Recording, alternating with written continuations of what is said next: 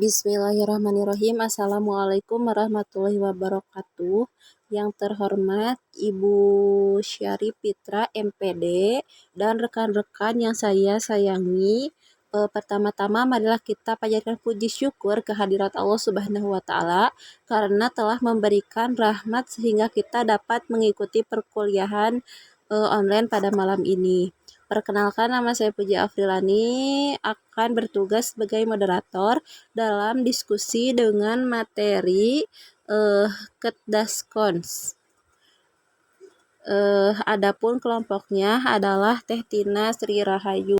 Untuk pembahasannya sendiri, yang pertama memberi nasihat, yang kedua memberi informasi, yang ketiga merencanakan program bersama klien, dan yang keempat menyimpulkan, mengevaluasi, dan menutup sesi konseling.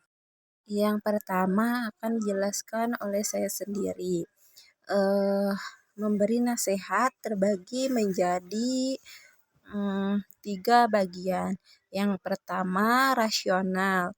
Mungkin banyak klien dan calon konselor mengira bahwa bimbingan dan konseling adalah lembaga nasihat, sehingga jika tidak ada kebutuhan seperti itu, maka lembaga itu seolah-olah tak ada gunanya. Padahal konseling bukan hanya untuk memberi nasihat saja, namun lebih luas lagi, yakni untuk mengembangkan potensi klien dan membantu dia agar mampu mengatasi masalahnya sendiri. Karena itu, sebaiknya nasihat diberikan jika klien memintanya. Dan yang kedua ada tujuan latihan. Nah, dalam tujuan ini agar calon konselor memahami sepenuhnya kapan dia harus memberikan nasihat terhadap klien, walaupun diminta oleh klien, tapi harus dipertimbangkan apakah nasihat itu perlu atau tidaknya. Terus supaya calon konselor mampu membuat pertanyaan yang menolak secara halus bahwa nasihat itu belum perlu, atau pernyataan yang memberi nasihat namun tanpa melupakan kemandiriannya klien. Yang ketiga ada materi latihan. Nah, dalam materi latihan ini membuat pertimbangan untuk suatu pemberian nasihat kepada klien, misalnya kedewasaan, kemampuan, kondisi emosionalnya, tingkat kesulitannya, dan sebagainya. Nah, latihan memuat kalimat-kalimat pertanyaan yang menolak secara halus untuk memberi nasihat atas dasar pertimbangan tertentu, membuat kalimat nasihat yang tidak mengurangi arti kemandirian klien. Contohnya, saya kira Anda lebih memahami segala sesuatu dengan tugas Anda. Tentu Anda yang lebih tahu dari saya, mana mungkin saya akan memberi nasihat. Padahal Anda sendiri jelas lebih mengatasi sendiri. Untuk yang selanjutnya memberi informasi terbagi menjadi 3 juga. Yang pertama ada rasional. Memberi informasi kepada klien sama dengan memberi nasihat, yaitu jika diminta oleh klien. Hampir sama ya kayak yang tadi rasionalnya. Nah, di samping itu konselor juga harus dapat mengukur kemampuannya dalam berbagai jenis informasi.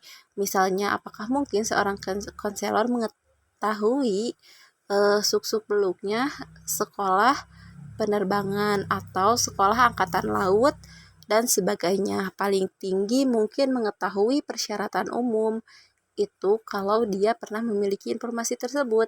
Karena itu tidak baik seorang konselor memaksakan diri dalam memberikan informasi yang kurang disukai. Yang kedua ada tujuan latihan. Nah, dalam tujuan latihan ini melatih calon konselor agar mampu mempertimbangkan untuk memberikan informasi berdasarkan kemampuannya, kualitas intelektual dan emosional klien, pendidikan klien, dan sebagainya. Yang ketiga ada materi latihan. Dalam materi latihan ini mengamati keadaan klien, apakah pantas diberi informasi atau tidak. Latihan ini bagaimana menolak permintaan informasi dari klien secara halus tanpa menyinggung perasaannya sendiri.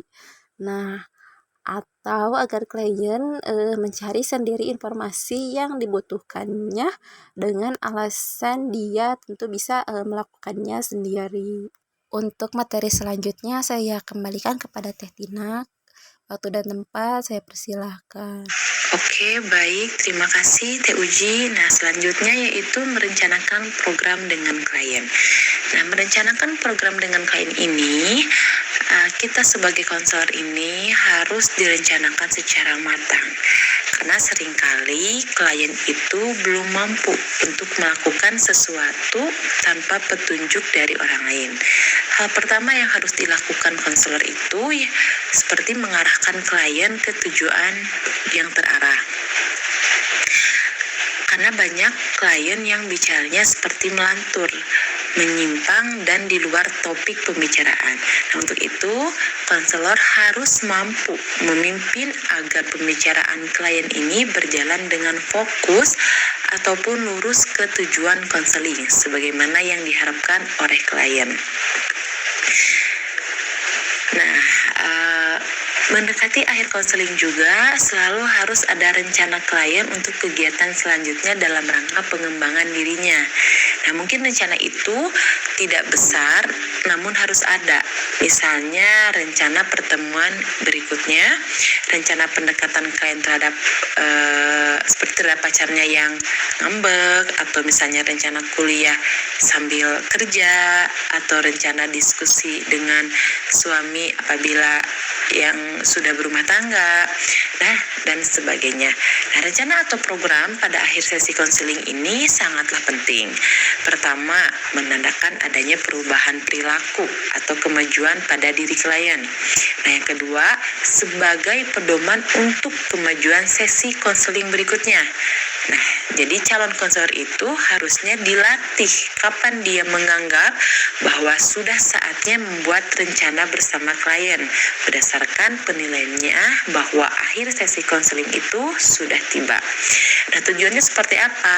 Tujuannya itu agar konselor itu mampu membuat pertimbangan kapan berakhirnya sel konseling, dan sudah saatnya klien membuat rencananya atas bantuan konselor. Nah, berikutnya itu tujuannya agar calon konselor itu mampu membuat kalimat-kalimat pertanyaan yang mengajak klien untuk membuat rencananya dengan berbagai alasan, terutama sesi konseling hampir selesai. Nah, itu merencanakan program bersama klien. Evaluasi dan menutup sesi konseling. Nah, menyimpulkan, jadi jika konselor itu akan menutup sesi konseling, sebaiknya dibuat bersama klien kesimpulan umum hasil proses konseling sejak awal. Di samping itu, klien diberi kesempatan memberikan penilaian terhadap jalannya konseling dan terhadap perilaku konselor selama membantu klien. Hal ini amat berguna sebagai masukan bagi konselor untuk memperbaiki proses konseling dan pribadinya sendiri.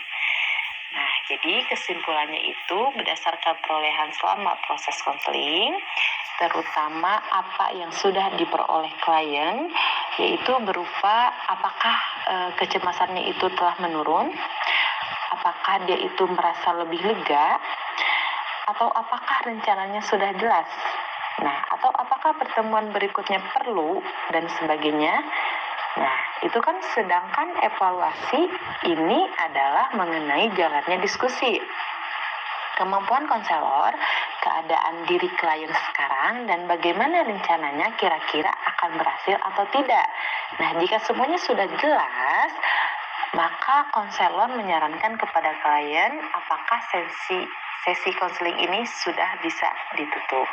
Nah, begitu untuk menyimpulkan mengatasi dan menutup sesi konseling. Calon konselor itu memahami sepenuhnya kapan dia harus menyarankan klien untuk menyimpulkan hasil diskusi. Nah, kapan dia itu meminta klien untuk mengevaluasi proses konseling, dan kapan dia akan menutup sesi konseling. Nah, supaya calon konselor juga mampu membuat kalimat pernyataan yang menyarankan kepada klien untuk membuat kesimpulan, evaluasi, dan menutup sesi konseling. Latihan membuat kalimat-kalimat pertanyaan yang menyarankan klien untuk membuat kesimpulan dan mengevaluasi. Nah, selanjutnya memberikan saran kepada klien apakah sesi konseling ini sudah bisa berakhir. Contohnya seperti ini. Saya kira konseling ini sudah hampir berakhir. Namun, sebelum kita tutup, alangkah baiknya jikalau Anda membuat beberapa kesimpulan yang menyangkut proses dan hasil konseling tentang perolehan Anda dari konseling ini dan sebagainya.